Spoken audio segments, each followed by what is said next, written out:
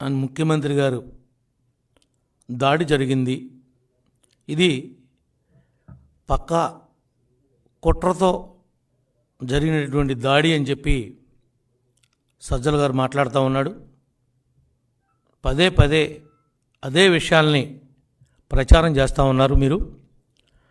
మీరు ఈ రాష్ట్రానికి ముఖ్యమంత్రిగా ఉండి మీరు బస్సు యాత్ర చేస్తుంటే వేలాది మంది పోలీసుల్ని మీరు డ్రా చేసి సబ్ డివిజన్లు ఖాళీ చేసి తీసుకుని వచ్చి బందోబస్తు పెట్టారు. పోలీస్ అంతా ఏమైంది? ముఖ్యంగా నిఘా వ్యవస్థ నీరు గారిపోయిందా? మీకు కాన్ రాలేదా? ఎందుకుని గాయపరిచినటువంటి వ్యక్తిని అదుపులోకి తీసుకోలేకపోయారు? రాళ్ల దాడితో గాయమైతే ఆ యొక్క రాయి ఎక్కడుంది? ఇప్పుడు ఎవరు చూశారు ఆ రాయిని? దాన్ని ఎక్కడ పెట్టారు? ఈ విషయాలన్నింటినీ కూడా స్పష్టం చేయాల్సినటువంటి అవసరం, రాష్ట్ర ప్రజానీకానికి తెలియపరచాల్సినటువంటి అవసరం మీ మీద ఉంది. తక్షణమే భద్రతా వైఫల్యం కింద డీజీ గారిని, సిపిని, ఇంటెలిజెన్స్ డీజీని కూడా ఎలక్షన్ కమిషన్ చర్యలు తీసుకుని ముఖ్యమంత్రినే కాపాడలేనటువంటి, ప్రచారంలో కాపాడలేనటువంటి వ్యక్తులు మరి రాజ్యాంగంలో ఉన్నటువంటి ఆ పదవుల్లో నిర్వహించడానికి అనర్హులుగా భావించి తక్షణమే వీళ్ళు విధుల నుంచి తొలగించాలని చెప్పి తెలుగుదేశం పార్టీ తరఫున మేము డిమాండ్ చేస్తూ ఉన్నాం. నిజంగా ముఖ్యమంత్రి గారికి గాయం తగిలుంటే మాకు కూడా గాయం తగిలినట్టుగానే మేము భావిస్తాం. వాళ్ళలాగా ఏదో గాయం తగిలింది డ్రామాలు వేస్తున్నారని మేము చెప్పాం. కానీ ఎందుకు చెప్పాల్సి వస్తుంది అంటే అప్పుడు సాక్షి లైవ్ ఎందుకు ఆగిపోయింది? ఎందుకు ఈ విషయం మీద మీరు స్పష్టంగా చెప్పలేకపోతున్నారు? రాయి ఎటు నుంచి, ఏ వైపు నుంచి వచ్చింది? ఏదంటే బిల్డింగుల మీద నుంచి వేశారా, కింద నుంచి వేశారా? ఆ రాయి ఎక్కడి నుంచి మొదలై ఎక్కడి దాకా వెళ్ళి తగిలిందో కూడా మీరు స్పష్టంగా చూపించాల్సినటువంటి అవసరం ఉంది. మీరు ఎప్పుడు లైవ్ ఇచ్చేటువంటి వాళ్ళు ఆ సమయంలోనే లైవ్ ఎందుకు కట్ చేశారు? మాకు అనేకమైనటువంటి అనుమానాలు. టీ స్టాళ్ళు కాడ, కిళ్ళి కొట్లు కాడ పబ్లిక్ మాట్లాడుతున్నటువంటి మాటలను మాట్లాడుతున్నాం. మేమేమి గాయం ఎవరు చేశారు, ఎవరి పాత్ర ఉంది, ఏం జరిగిందని మేము అంటులా. కానీ మీరు చేతగాక ఆడటం అనేది మీకు చేతగానని మీకు అర్థమైపోయింది. దీన్ని ఏదో రకంగా సింపతి కోసమే మీరు ఈ డ్రామా ఆడుతున్నారా అనేటువంటి అనుమానం పబ్లిక్లో వస్తూ ఉంది అని చెప్పి ఈ సందర్భంగా మీ దృష్టికి తీసుకొస్తా ఉన్నా. ఇది మా యొక్క వ్యక్తిగతం కాదు. కానీ మీరేమంటున్నారు? దీనికి ప్రధానమైనటువంటి పాత్ర తెలుగుదేశం పార్టీ చేసినటువంటి కుట్ర, ఇది కోల్డ్ బ్లడెడ్ అనేటువంటి పదాలను ఉపయోగిస్తున్నారు. మీరు ఈ పదాల యొక్క ఉపయోగించడంలో ఉద్దేశం ఎవరో ఒకరిని, అంటే నా మీద 41 కేసులు పెట్టారు, నాలాంటి బకరాగాన్ని ఎవనోకుండా చూసి వీడే రాళ్ళు లేపించాడని ఎక్కడో చాట నేను కాకపోతే నా పార్టీ వాళ్ళని ఎవరో ఒకరిని దీంట్లో బలిపశువుం చేద్దామనేటువంటి ఆలోచన కూడా మీకుందనేది మాకు స్పష్టమవుతూ ఉంది.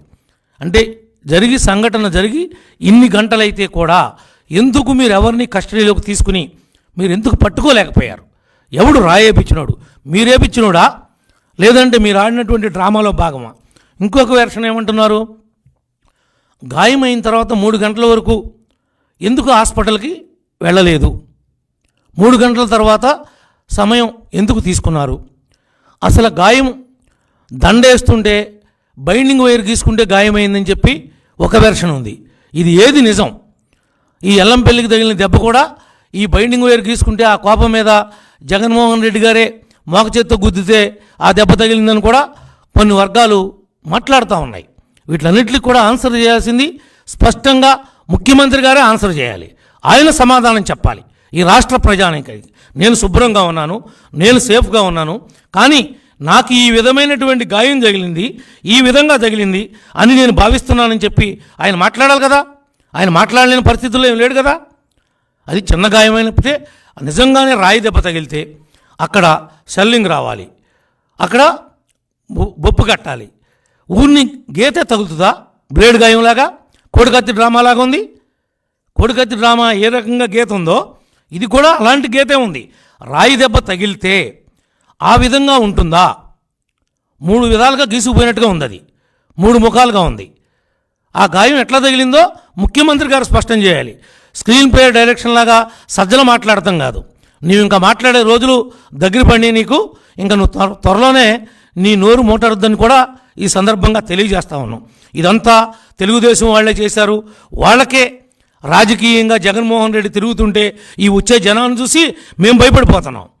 నువ్వు భయపడిపోయి నువ్వు గీసుకుని నువ్వు కొట్టించుకుని నీ డైరెక్షన్తో ఇదంతా ప్రీ ప్లానెడ్గా మీరు చేశారని ప్రజలు అంటున్నారు. మీరు డ్రామాలు ఆడుతున్నారు, దీన్ని రక్తి కట్టించడానికి ప్రయత్నం చేస్తున్నారు, ఈ విధంగా కూడా సింపతి సంపాదిస్తారు అని మీ యొక్క ఆలోచన అని చెప్పి పబ్లిక్ అనుకుంటున్నారని విషయాన్ని మీ ద్వారా మరి వైఎస్ఆర్ నాయకులకు కూడా చెప్తున్నా. ఈయనేం చెప్పాడో వాళ్ళ మంత్రులు కానీ వాళ్ళ ఎమ్మెల్యేలు కానీ వాళ్ళ వంది మాగదలందరూ కూడా ఇదే పాఠాన్ని తిప్పి తిప్పి చెబుతున్నారు. అంతే తప్ప ఆయనైతే మాత్రం నోరు పుట్టలేదు. అక్కడ ఉన్నటువంటి పరిస్థితుల్లో ఈ తగిలినటువంటి గాయం రాయి దెబ్బని మేమెవరూ నమ్మటం లేదు. ఎక్కడా కూడా స్పష్టంగా ఆ విజువల్స్ అనేది ఏ టీవీ వాడు వేయలేకపోతున్నాడు. ఏదో పెట్లెగురుతున్నట్లుగా ఏదో గాల్లో కనపడినట్లుగా వెళ్తూ ఉంది. దానికి ఏదైనా వెళుతుంటే రాయి ఎక్కడ మొదలైందో అది ఎలా ట్రావెల్ అవుతుందో దానికంతా వృత్తాకారం గీసి రెడ్ మార్కింగ్ వేసి యారో గుర్తేసి చూపించేటువంటి టీవీలోళ్ళు మీకు ఎగిటివ్ రావట్లేదా లేకపోతే చూపించడం రావట్లేదా మర్చిపోయారా అని అడుగుతున్నా. అవన్నీ బయట పెట్టాలి కదా. మీ దగ్గర నిజమైనటువంటి వాస్తవాలే ఉంటే. దీని మీద రాష్ట్ర ప్రజలందరూ కూడా దీన్ని ఒక డ్రామాగా భావిస్తున్నారని చెప్పి కూడా ఈ సందర్భంగా తెలియజేస్తా ఉన్నాను. ఎల్లంపల్లి గారి గురించి నేనేమి కొత్త వెర్షన్ చెప్పటల్లా. నేను విజయవాడ వచ్చి ఆ టీ స్టాల్ కాడ ఆగితే టీ స్టాల్ కాడ వాళ్ళు అనుకుంటున్నారు జగన్కే ఈ వైరు వేసిన పెద్దది వేస్తే దానికి బైండింగ్ వైరు ఉండి గీసుకుపోయి ఆయన కోపం వచ్చి ఇట్లాగనే చేసేదని ఇట్లా మోక చేత్తో గుద్దితే ఎల్లంపల్లి గుడ్డి బదలైంది అని జనం అనుకుంటున్నారయ్యా. నేనేమన్నా ఎల్లంపల్లి నాకు చెప్పాడా, నేను ఎల్లంపల్లితో మాడానా? నాకేం తెలియదు. జనం అనుకుంటున్న మాటనే ఇప్పుడు మీ దృష్టికి తీసుకొని వచ్చా. ఈ వెర్షన్ కూడా జనంలో పోతుంది. ఇది ఎంత మట్టి కరెక్ట్ అని అంటున్నా. అది వాస్తవం నేను అంటులా. అది వాస్తవం కాదనేది ఎల్లంపల్లి గారో జగన్మోహన్ రెడ్డి గారు చెప్పాలి. మాకేం తెలుస్తుంది వాళ్ళిద్దరి మధ్యన జరిగిన బస్సులో సంఘటన? ఓకేనా?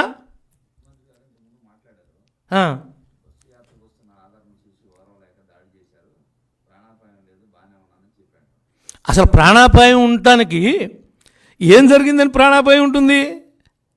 ప్రాణాపాయం ఏమీ లేదు. డ్రామా ఆడింది.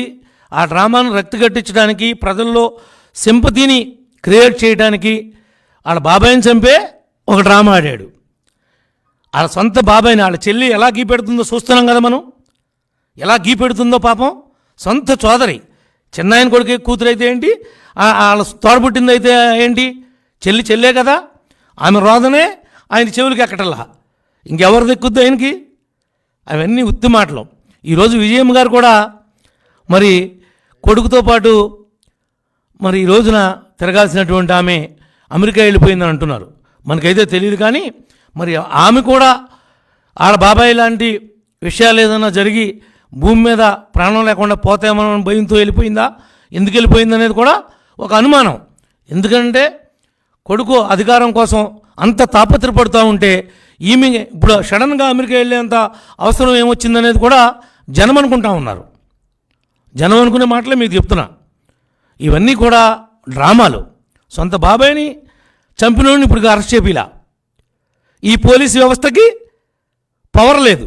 ఎందుకంటే లా అండ్ ఆర్డర్ ప్రాబ్లం వస్తుందని చెప్పి కర్నూలులో హాస్పిటల్లో పెట్టి ఏ రకమైనటువంటి డ్రామాలు ఆడారో మనందరం చూసాం. ఇప్పుడు భాస్కర్ రెడ్డిని బయటికి వెళ్ళమంటే నాకెందుకు, నేను బయటికి రానంటున్నానంట. అంటే భాస్కర్ రెడ్డిని కూడా దీనిలో కార్యక్రమంగా చంపేసి పాడేస్తారేమో అనేటువంటి భయం భాస్కర్ రెడ్డి కూడా ఉంది అనేది అనుమానం కలుగుతూ ఉంది. ఈ రోజున రేపు జరగరాని జరిగి ఎవరన్నా పోయినా వీళ్ళ యొక్క రాజకీయం కోసం మనం ఏం ఆశ్చర్యపడక్కర్లా. వాళ్ళకి చంపటం అనేది వాళ్ళకి వెన్నతో పెట్టినటువంటి విద్య. ఒకళ్ళ కాదు, ఈ రాష్ట్రంలో ఎన్ని కుటుంబాలు వాళ్ళ యొక్క అధికార దాహానికి బలైపోయారో మనందరం కూడా చూస్తూ ఉన్నాం. నా మట్టుకు నా మీద 41 కేసులు ఏ తప్పు చేయకోకుండా పెట్టాడు. గాయం అంటే అది. నేను, నా కుటుంబం, నా అభిమానులు, నా పార్టీ వాళ్ళు పడింది, నాకు తగిలింది గాయం. నాకు పడింది గాయం. మీకేం పడింది గాయం? ఏదో చిన్న గీత గీసుకుని షోయింగ్ చేస్తాం తప్ప, నాటకాలు ఆడతాం తప్ప కథని రక్తి కట్టిద్దామని చూస్తున్నారు. కానీ మీకు నూకలు చెల్లినే. మీరు ఆ యొక్క రక్తి కట్టించేటువంటి పాత్రల్ని మీ పాత్రలను నమ్మే పరిస్థితుల్లో ఈ రాష్ట్ర ప్రజానీకం లేదు అని చెప్పి కూడా ఈ సందర్భంగా తెలియజేస్తా ఉన్నాం. Thank you. 100కి 100 వాళ్ళ కుటుంబ సభ్యులు కూడా జాగ్రత్తగా ఉండాల్సినటువంటి అవసరం ఉంది. ఎందుకనంటే వాళ్ళే నమ్మలేనటువంటి అభద్రతాభావంలోకి వెళ్ళిపోయారు. లేకపోతే విజయం గారు ఎందుకు వెళ్ళిపోద్ది? ఏ పొద్దున ఏమైనా జరగచ్చు. వీళ్ళ సింపతి కోసం వీళ్ళే చంపించేసి చంద్రబాబు గారు చంపించారని చెప్తారు.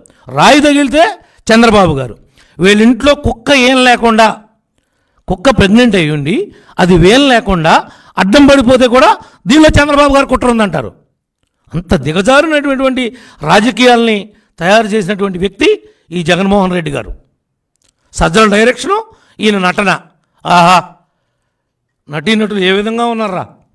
ఇంకెన్నాళ్ళో లేదు వీళ్ళకి, కాలం చెల్లింది, అతి దగ్గరలో ఉన్నాయి అధికారం దూరం కావటానికి.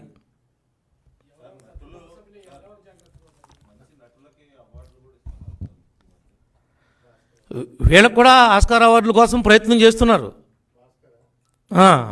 తప్పనిసరిగా వీళ్ళకు కూడా అలాంటి అవార్డులు వస్తాయి. భాస్కర్ అవార్డులు త్వరలోనే.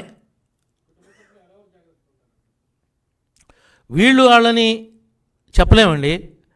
ప్రతి ఒక్కరూ కుటుంబ సభ్యులు అవ్వచ్చు, లీడర్లు అవ్వచ్చు, ప్రతి ఒక్కరు కూడా వాళ్ళ ప్రాణాలని వాళ్ళు కాపాడుకోకపోతే ఈ జగన్మోహన్ రెడ్డి యొక్క అధికారం కోసం ఎవరైనా బలవచ్చు. ఎవరైతే పోతే సింపతి వస్తుందని భావిస్తారో, అనుమానం రాకుండా ఉంటుందో వాళ్ళు లేచిపోతారు. సొంత బాబాయే లేచిపోయినప్పుడు ఇంకెవరు లేచిపోతారని అడుగుతారేంటండి అమాయకంగా? సొంత బాబాయే లేచిపోయాడు వీళ్ళ రాజకీయ దాహం కోసం. దాంట్లో ఏం నో డౌట్. ఇప్పుడు మన సునీతమ్మ గారిని, షర్మిలమ్మని మనం చెప్పమంటే చెప్తున్నారా? నిన్ను భుజాల మీద ఎత్తుకుని తిప్పారాళ్ళు. నువ్వు జైల్లో ఉంటే 16 నెలలు నీ పార్టీని నడిపింది ఆమె, పాదయాత్ర చేసి. అటువంటి ఆమె మాట్లాడుతుంది. దానికి సమాధానం చెప్పలేరు ఇప్పుడు వీళ్ళు. దానికేం సమాధానం చెప్పలేరు. నిజంగానే గాయం తగిలింది. 3 గంటల వరకు ఎందుకు నువ్వు హాస్పిటల్కి రాలా? నువ్వెందుకు దాన్ని కాన్ఫిడెన్షియల్గా మెయింటైన్ చేసావు? ఆ సీక్రెసీ ఏంటి? ఎంత 10 మంది డాక్టర్లను పెట్టుకుని ఓపెన్ హార్ట్ సర్జరీ చేస్తే కూడా అంతమంది డాక్టర్లు ఉండరు. ఎవడో అంత యూనిఫామ్ వేసుకుని ఏదో పెద్ద జరగడానికి జరిగిపోయినట్టు. అయితే ముఖ్యమంత్రి గారికి ట్రీట్మెంట్ చేయటం, ఆ ఎలక్ట్ ప్రదర్శించడంలో తప్పు అని అంటులా. నిజంగా చూడాలి. ఆయన మనందరికీ ఒక ముఖ్యమంత్రి. ఆయనకు రాజ్యాంగపరంగా వచ్చినటువంటి పదవి. ఆ పదవిని గౌరవించాలి. కానీ ఇంత ఓవర్ యాక్షన్ ఎందుకంటున్నా? చిన్న గాయమే తగిలింది, మీరెవరికి కంగారు పడాల్సిన అవసరం లేదు. ఇది ఎలా జరిగిందో దురదృష్టం, నేను ఎవరిని మీద నేను ఆపాదించలేదని చెప్పాలిగా నువ్వు. నీకు ఏ రకమైనటువంటి దుర్బుద్ధి లేకపోతే మా మీద ఎందుకు పడేడుతున్నారు? మా పార్టీయే దొరికిందా మీకు? ఎవడో గాలిలో రాయేసాడు అనుకోవచ్చుగా. అసలు వేస్తే కదా. ఎవడైనా విఐపి ఉన్నప్పుడు, ఆ ప్రోగ్రాం జరుగుతున్నప్పుడు చుట్టుపక్కల ఉన్నటువంటి 500 మీటర్ల వరకు కూడా పోలీస్ కస్టడీలో ఉంటుంది. కంప్లీట్గా బిల్డింగ్ పైన కూడా, ప్రతి బిల్డింగ్ పైన ఒక కానిస్టేబుల్ని పెడతారు. వీళ్ళంతా ఏమయ్యారు? డీజీ వైఫల్యం కాదా? నిజంగా రాయి గాయమే అయి ఉంటే, ఇది నిజంగా రాయితో కానీ వేరే దాంతో కానీ గాయమే అయి ఉంటే డీజీ తప్పకుండా విధుల నుంచి తప్పుకోవాలి. ఇంటెలిజెన్స్ వ్యవస్థ ఫెయిల్ అయింది, వాళ్ళు తప్పుకోవాలి. ఎలక్షన్ కమిషను వెంటనే వాళ్ళ మీద చర్య చేపట్టాలి. మళ్ళీ వేరే వాళ్ళని అపాయింట్ చేసి దీని మీద 6 బృందాలని సిట్లు వేసామని సిపి చెబుతున్నాడు కదా. 6 కాకపోతే 10 అయ్యి ముద్దా ఏమన్నా పట్టుకురా, ఎగ్జామిన్ చేయి, నువ్వు వేసిన రాయిని సీజ్ చేయి. ఏమీ లేకోకుండా ఊరికినే డ్రామాలు వేస్తా. కోడికత్తి ఎంత పొద్దునగా ఉంటుంది? ఎంత పొద్దునగా ఉంటుంది నీకేమో తెలుసా కోడికత్తి గురించి? సజ్జలా చెప్తున్నావు కౌరులు. అది ఉండేది అంగుళం, మహా ఉంటే అంగుళున్నారా. దాని వెడల్పు ఎంత నీకేమో తెలుసా?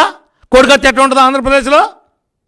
ఊరికినే కౌరులు చెప్పి మబ్బి పెట్టి మాటలు చెప్పి తప్పించుకుంటాం కాదు. ఆడెవడో గీశాడని చెప్పి 5 ఏళ్ళు యాగి చేశారు మమ్మల్ని. నిన్న కాక మొన్న కానీ పాపం వాడు బయటికి రాలా. ఏదో తెలుసో తెలియకో నీకు సింపతి రావడం కోసం, నువ్వు ముఖ్యమంత్రి కావడం కోసం మ్యాచ్ ఫిక్సింగో ఏంటో మాకు తెలియదు. ఆడు గీసిన మాట నిజమని తేలింది, జైల్లో పెట్టారు. నిన్నటిదాకా బయటికి రాకుండా చేసింది మీరు కదా.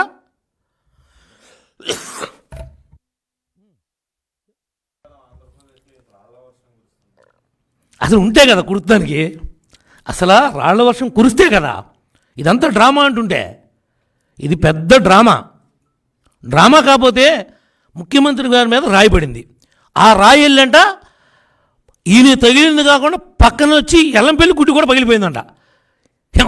సజ్జలు చెప్పాలయ్యా, ఏం చెప్పినా ఏది చెప్పినా నమ్మారు కదా అని 5 ఏళ్ళు జనం ఇంత చెవిలో పూలు పెడతారా? మీరు చెప్పండి. రాయి నిజంగానే తగిలింది ముఖ్యమంత్రి గారికి.